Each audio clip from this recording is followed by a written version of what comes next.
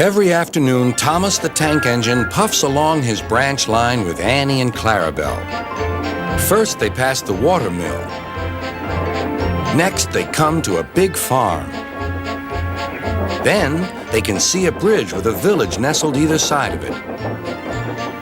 This is a special place. Whenever children hear Thomas coming along, they stand on the bridge waving until he is out of sight.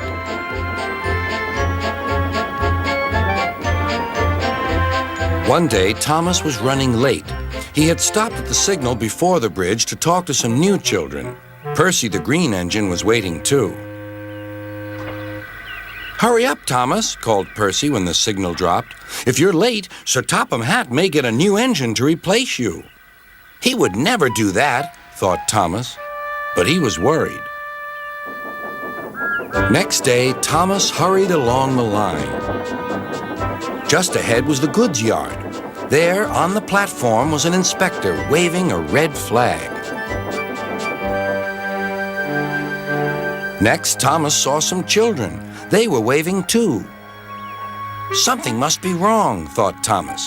This station is for goods, not passengers. "Help, Thomas, help! We're glad to see you," called the children. "Please, will you take us home?" The station master explained to Thomas's driver that the school bus had broken down and all the parents would be worried if the children were late. Thomas waited as the children walked down from the bridge.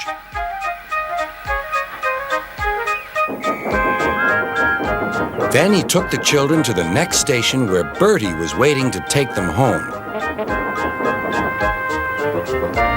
When Thomas finished his journey, he was very late.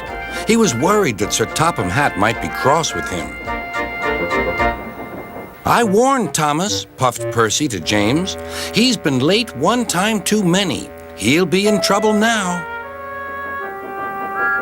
But next morning, when Thomas picked up his passengers, Sir Topham Hatt was nowhere to be seen.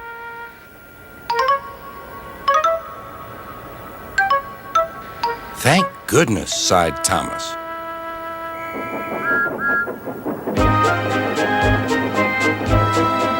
Thomas knows every part of his branch line.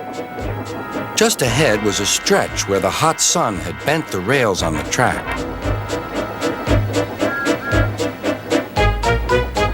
"Careful, Thomas," called his driver, but it was too late.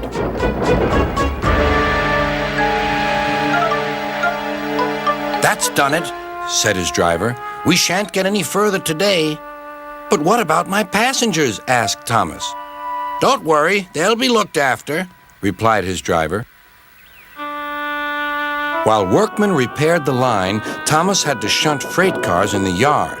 Bertie came to see him. "I understand you need my help again." "Yes, Bertie," replied Thomas sadly. "I can't run without my rails." Bertie set off to collect Thomas's passengers.